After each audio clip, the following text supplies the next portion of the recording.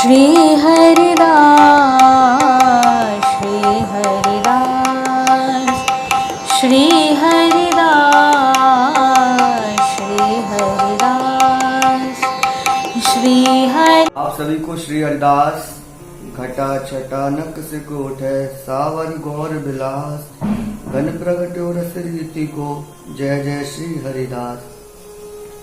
आज हम और आप सभी श्रवण करने वाले हैं कि आखिर निरंकार ब्रह्म कौन है।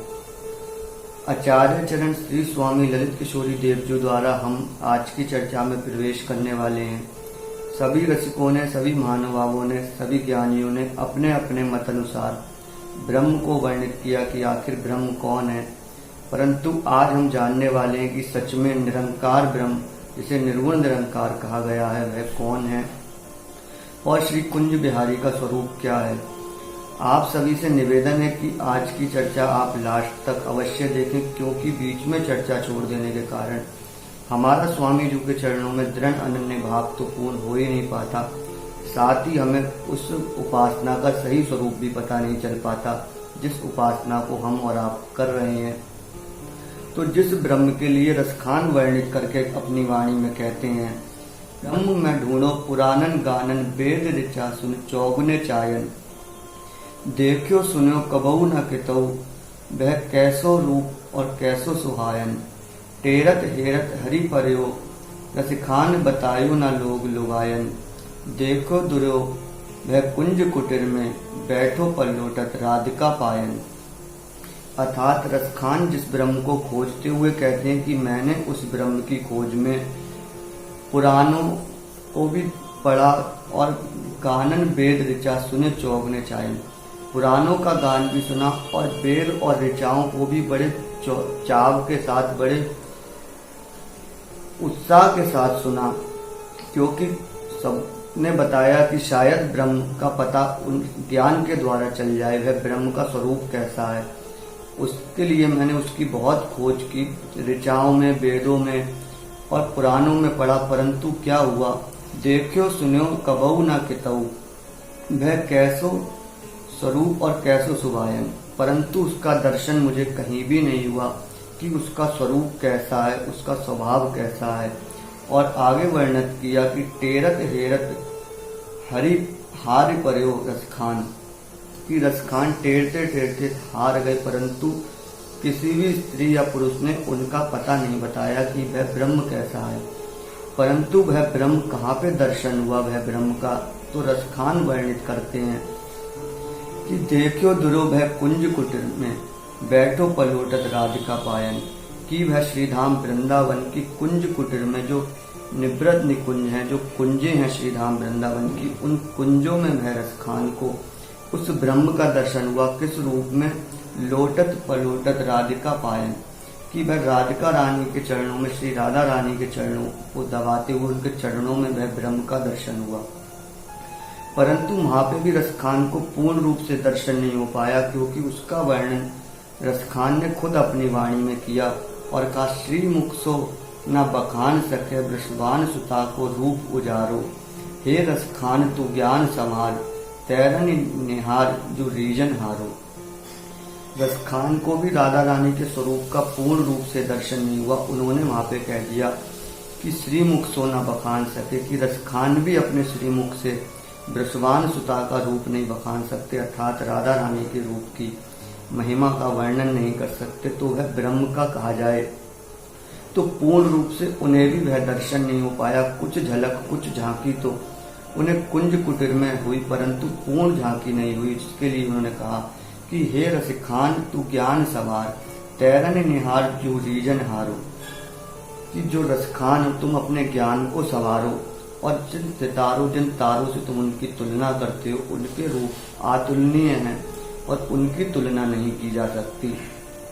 तो इस प्रकार रसिकों ने जिस ब्रह्म की खोज की और उसका पूर्ण रूप से दर्शन नहीं कर पाए, पूर्ण रूप से ना ही उसका वर्णन कर पाए, इसी कारण से आज हम लोगों को उसका पूर्ण बोध नहीं हो पाया। परंतु आचार्य चरण श्री स्वामी ललित किशोरी देव जी की वाणी, जिसके लिए हमारे आचार्य कहते हैं रसिक देव जी, कि आचार्य ललता सखी रसिक हमारी छाप, और नित्य किशोर उपासना जुगल मंत्र को जाप, जुगल मंत्र को जाप वेद रसिकन की वाणी, श्री वृंदावन धाम ईष्ट श्यामा महारानी।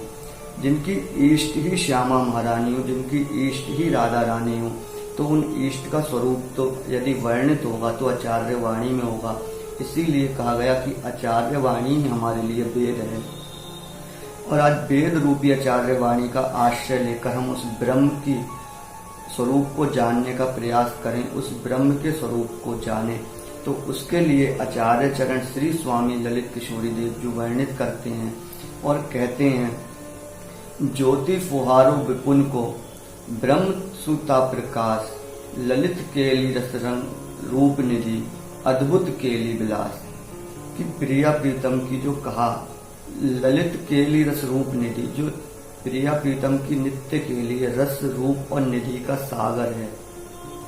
रस अर्थात जैसे आपने पूर्व में जाना कि प्रेम समुद्र रूप रस गहरे, प्रिया प्रीतम के रूप रस की गहराई जिस समुद्र में है, और जो रस और रूप का सागर है, जो निधि है अर्थात बहुत बड़ी संपत्ति जिसका कोई आदि ना कोई अंत है, उसका सागर अद्भुत प्रेम विलास, जहाँ प्रेम का अद्भुत विलास सतत चल रहा है। श्री ललिता महारानी के अंक में बिहारी बिहारी सतत उस नित्य विहार को कर रहे हैं। श्री धाम वृंदावन की निवृत्त निकुंजों में जो विहार सतत चल रहा है, उसी विहार के जो प्रकाश है, जिसको आचार्य चरण कहते हैं कि ज्योति फुहारो विपिन को, कि उस विपुन से अर्थात उस वृंदावन से फुहार अर्थात ज्योति रूपी किरणें प्रकाशित हो रही हैं, ज्योति रूपी किरणें निकल रही हैं। किससे? जो प्रिया प्रीतम की दिव्य केली चल रही है, उनके स्वरूप से जो दिव्य तेज फुहारों और चांदनी के रूप में चारों ओर छिटक रहा है। ब्रह्म सुता प्रकाश, कि उसी को ब्रह्म ज्ञानी ब्रह्म मानते हैं और उसी प्रकाश को वह निरंकार की ज्योति मानते हैं, जिसके लिए आचार्य चरण श्री स्वामी भगवत रसिक देव जी वर्णित करके अपनी वाणी में कहते हैं कि नित्य बिहारी की कला प्रथम पुरुष अवतार, और तासु अंश माया भई जाको सकल पसार, जाको सकल पसार महात्म उपजो जाते, अहंकार उत्पत्ति भई श्रुति कहें जूताते, अहंकार त्रिरूप भयो शिव विधि असुरारी, भगवत रसिक सबको तत्व बीज स्त्री नित्य बिहारी। कि जो नित्य बिहारी हैं अर्थात जो बिहारी बिहारी, जो कुंज बिहारी सतत श्री धाम वृंदावन की निवृत्त निकुंज में विहार कर रहे हैं, श्री स्वामी जी के श्री अंक में उन्हीं से प्रथम पुरुष अर्थात प्रथम पुरुष पुराण पुरुष की उत्पत्ति हुई और उनसे अहंकार की उत्पत्ति हुई। जो अहंकार तीन गुणों के रूप में विभक्त हुआ, रजोगुण सतोगुण तमोगुण, उन्हीं से ब्रह्मा विष्णु महेश का स्वरूप प्रकट हुआ, जिनसे संपूर्ण सृष्टि का संचालन और पालन हो रहा है और संहार हो रहा है। तो इस प्रकार जो मूल में है वह श्री कुंज बिहारी हैं, और स्वामी जी महाराज भी इसका संकेत अपने अष्टादश सिद्धांत में देते हैं कि तुमरी माया बाजी पसारी विचित्र, सुर मुन भूली तुमरी माया बाजी पसारी विचित्र भूले मुनि। की जो बिहारी जी की माया है वह इस प्रकार पसारी हुई है कि जो मुनि हैं, सिद्ध हैं इत्यादि वह भी भूल गए हैं कि वह निकुंज बिहारी, वह दिव्य नित्य बिहारी का स्वरूप क्या है। जिसके लिए आचार्य चरण कहते हैं, इच्छा विग्रह धर लीला बपू सब अवतारन पे अवतारी। कि अपनी इच्छा से स्वयं किसी का संहार करने के लिए, या कहा जाए किसी कार्य निमित्त को पूर्ण करने के लिए नहीं, कुंज बिहारी का प्राकट्य जो आज अब श्री धाम वृंदावन में बांके बिहारी का दर्शन करते हैं, उन्हीं बांके बिहारी ने इच्छा विग्रह धर लीला बपू सब अवतारण पे अवतारी। जो सभी अवतार हैं, सभी ठाकुर जी के जो अवतार हुए वे अंश हैं, परंतु ठाकुर जी को कहा गया अवतारी, अर्थात श्री कुंज बिहारी जो पूर्ण अवतारी हैं और जो कलिकाल में धराधाम पर प्रकट हुए। कहा जाए तो जिस प्रकार कलिकाल अपने रूप में बढ़ रहा है और कलयुग का प्रवेश बढ़ता जा रहा है और जीव की बुद्धि भ्रष्ट होती जा रही है, परंतु यदि जो आचार्य गुरुओं की शरण में चला जाए तो उसे बोध होगा कि कलिकाल में ही ठाकुर श्री बांके बिहारी जो सब अवतारियों के अवतारी अर्थात जो मूल में हैं उनका प्राकट्य हुआ। और उस आनंद के 7 चरण आचार्य चरण श्री स्वामी भगवत रसिक देव जी ने वर्णन करके इस विषय को और सूक्ष्मता से दर्शन कराया और बताया कि प्रथम महात्म प्रकृति ज्ञान रवि तहाँ प्रकाशे, दूजे ब्रह्म प्रकाश कोटि सूरज संभाके, तीजे पंकज नाभि रमा बैकुंठ निवासी, चौथे दशरथ सुवन राम गोपुर के वासी, पांचे ब्रज के गोप नंद आदिक सब गोपी, छठवें सखी समाज करें लीला रस ओपी, भगवत साते आदरण करई केली राधा रमन, सर्वोपरि सर्वेश्वर सर्वेश गुरु रसिक राई मंगल भवन। कि प्रथम महात्म प्रकाशी अर्थात जो प्रथम आनंद का प्रवेश है वह अंधकार में धरातल है, और उसमें गुरु द्वारा जब ज्ञान प्रकट होता है तब वह ज्ञान से ही उसमें आनंद लिया जाता है, और ज्ञान से ही जीव अपने स्वरूप का बोध कर पाता है। यदि हम देखें एक कमरे में अंधेरा हो और हम उस कमरे में प्रवेश कर जाएं और हमारा पैर गलती से भी रस्सी पे पड़ जाता है तो हमें ऐसा प्रतीत होता है मानो सांप या किसी डरावनी चीज पे पड़ गया हो। कहा जाए अंधकार में हम लोग अधिक भयभीत होते हैं और डरते हैं। वह अंधकार क्या है? अज्ञानता। परंतु जब गुरु चरणों का आश्रय लेकर साधक के जीवन में उजाला होता है तब उसे पता चलता है कि जिस ग्रह, जिस नक्षत्र, जिस तिथि, जिस बार, जिस विधि विधान, जिस कायदे कानून से वह डर रहा है वह कुछ भी नहीं है, क्योंकि वह किनके आश्रित है? वह कुंज बिहारी के आश्रित है, जिसके लिए यहाँ पे आचार्य चरण ने कहा कि प्रथम महाप्राकृति ज्ञान रवि तहाँ प्रकाश है, कि तब वह आनंद जीवन में आता है जब ज्ञान का प्रकाश होता है। उसके बाद बताया जो दूसरा चरण, दूजे ब्रह्म प्रकाश करी कोटि सूरज संभाग से, कि दूसरा जो आनंद का चरण बताया वह बताया आनंद का जो लोक है वह ब्रह्म ज्ञानियों का। यहाँ कोटि सूर्यों का तेज प्रकाशित हो रहा है और उस प्रकाश के पुंज को ही वह ब्रह्म ज्ञानी निर्गुण निरंकार मान के उपासना करते हैं। निर्गुण निरंकार की उपासना अत्यंत कठिन होती है और उसमें ना तो कोई उनका स्वरूप होता है ना स्वभाव होता है, उसमें अपने मन को लगाना अत्यंत कठिन होता है। और वह प्रकाश पुंज भी कोई और ही नहीं, वह नित्य बिहारी का ही प्रकाश होता है। परंतु ज्ञान के नेत्रों के कारण उन्हें उनके स्वरूप का दर्शन नहीं हो पाता। ज्ञान कहा जाए तो अपने अंदर एक अहंकार भी सूक्ष्म रूप से छुपा कर रखता है, और उस ज्ञान के अहंकार के कारण वह उन नेत्रों से अपने निरंकार के अतिरिक्त उसके अंदर दर्शन नहीं कर पाते। परंतु भगवत अपनी भाव दृष्टि के कारण और जो भक्त होते हैं वह अपने भावना अनुसार अपने इष्ट का दर्शन कर पाते हैं। तो जिसके आगे के लोगों को वर्णित करते हुए भगवत ऋषिदेव जो कहते हैं कि तीजे पंकज नाभि रमा बैकुंठ निवासी, जो तीजा चरण है, जो तीजा लोक है वह कौन सा है? रमापति अर्थात लक्ष्मी नारायण का बैकुंठ लोक, जहाँ पर भगवान विष्णु सतत से सैया पर लेटे हैं और उन्हीं से संपूर्ण जितने भी अवतार होते हैं, क्योंकि 3 गुण जैसे आपको बताए, 3 गुण से ब्रह्मा विष्णु महेश, और उन विष्णु से ही संपूर्ण सृष्टि में जो भी अवतार आगे हुए वह होते हैं। और उसके आगे वर्णित किया चौथे दशरथ सुपन राम गोपुर के वासी, की चौथा जो लोक है, चौथा जो सुपन है वह राम जी का साकेत लोक है, जो दशरथ जी के पुत्र हैं और जहाँ पर सिया के साथ वह विराजते हैं। इस प्रकार चौथे लोक का वर्णित करते हुए आचार्य चरण बताते हैं कि पांचे ब्रज के गोप नंद आदि सब गोपी, कि 5वां जो लोक है वह ब्रज है। ब्रज अर्थात गोलोक, जहाँ पर गोप कन्या, गोपी, नंद बाबा, ग्वाल बाल गैया इत्यादि के साथ नित्य लीला जहाँ श्री कृष्ण कर रहे हैं। और इसमें भी अब हमें समझना होगा, क्योंकि सूक्ष्मता से जब तक नहीं अंदर प्रवेश करेंगे, आचार्य वाणी का आश्रय लेकर उसका चिंतन नहीं करेंगे, तब तक हम उस लोक में उस प्रवेश की चर्चा को नहीं सुन पाएंगे और ना ही समझ पाएंगे। तो यहाँ पर जहाँ 5वें चरण तक ब्रज गोप, 5 ब्रज के गोप नंद आदि सब गोपी, की 5वां जो लोक है वह नंद बाबा, गोपी ग्वाल इत्यादि ब्रज लोक, ब्रज अर्थात कहा जाए तो गोलोक है। और उसके अंदर भी वर्णित किया कि 6वें सखी समाज करें लीला रस गोपी, उससे भिन्न, उससे अलग जो 6ठा है वह कौन सा है? सखी समाज, जहाँ पर बिहारी बिहारिन लीला कर रहे हैं, जो श्रीधाम वृंदावन है, जो दिव्य वृंदावन है, उसकी महिमा वर्णित करते हुए आचार्य चरण कहते हैं। और उसका आगे वर्णन में बताया भी गया। के लिए कहा गया नित्य वृंदावने या चासा स्मृते प्रतिभासिकी ब्रज भूम्यां च या लीला सा स्मृति व्यवहारिकी यस्मिन् स्थाने वास्तविकी च लीला प्रत्योक्ताति सुंदरी तत्स्थानम कोटि ब्रह्मांड महाशून्य दिविलक्षणम। की नित्य चिन्मय वृंदावन में जो लीला अब हो रही है वह लीला प्रतिभासी की अर्थात नित्य केली का प्रकाश स्वरूप प्रतिबिंब है ऐसा जानो।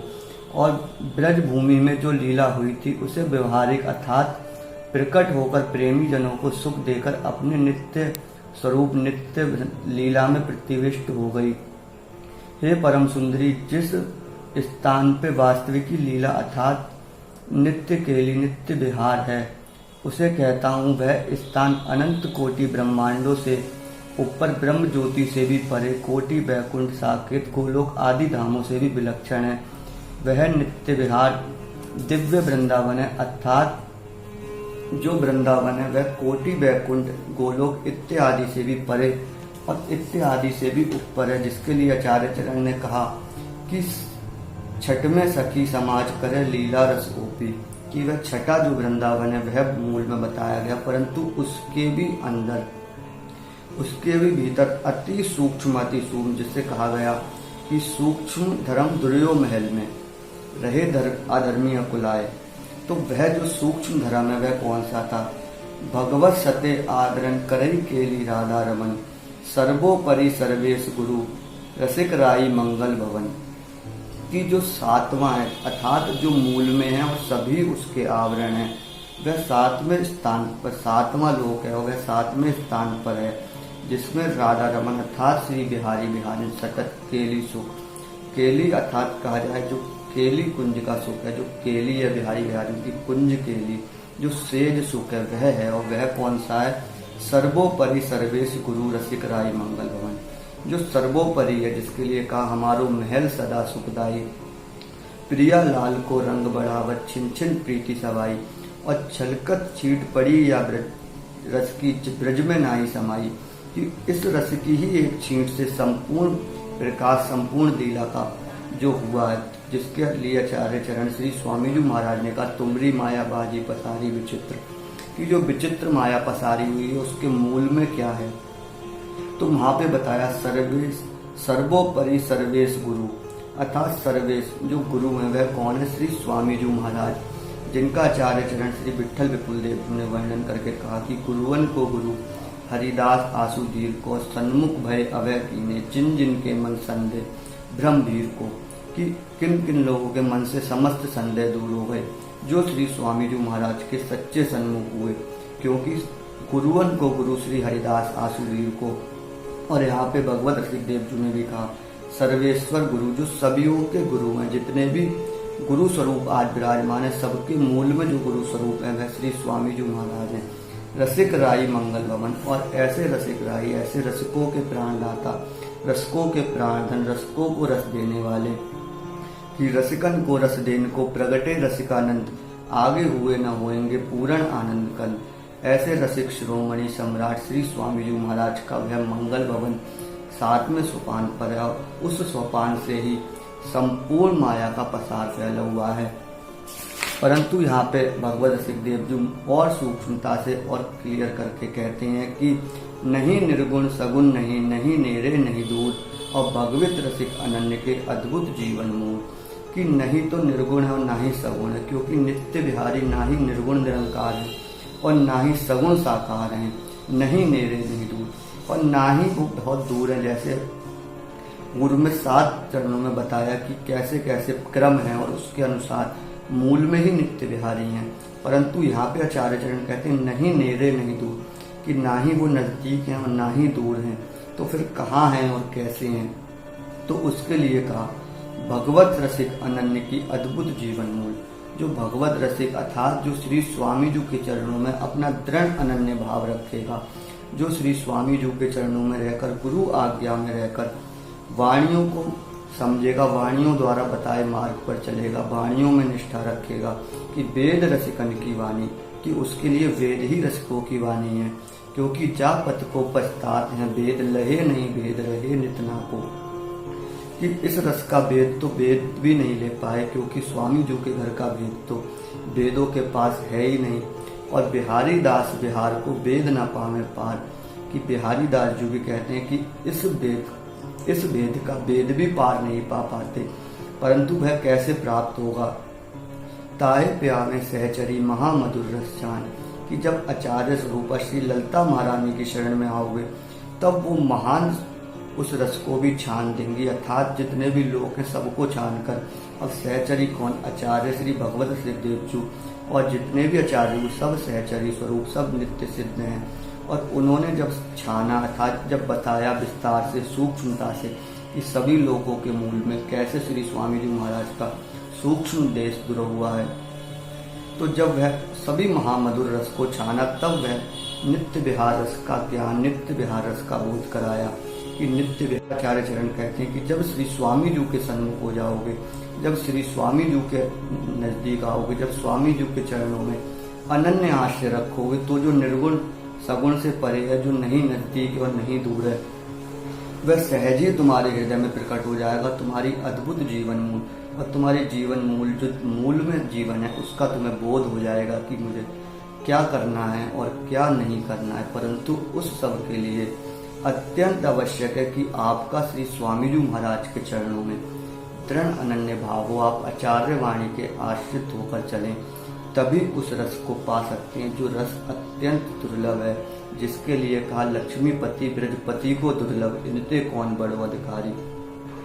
क्योंकि इनसे बड़ा कोई अधिकारी नहीं, परंतु इनसे भी जो दुरा हुआ रहा और इनसे भी जो छुपा हुआ रहा, वह आज आचार्यों की कृपा से, स्वामी जी की प्रेरणा से हम सबके लिए सहज सुलभ हो रहा है और हम उसे जान पा रहे हैं। इसलिए श्री स्वामी जी महाराज के चरणों में दृढ़ अनन्य भाव रखते हुए श्री हरिदास नाम का आश्रय लेते हुए, क्योंकि कहा गया साधन श्रम ना कुछ कियो ना कुछ करवे योग, कृपा बिहारी दास की सहज संयोगी हो।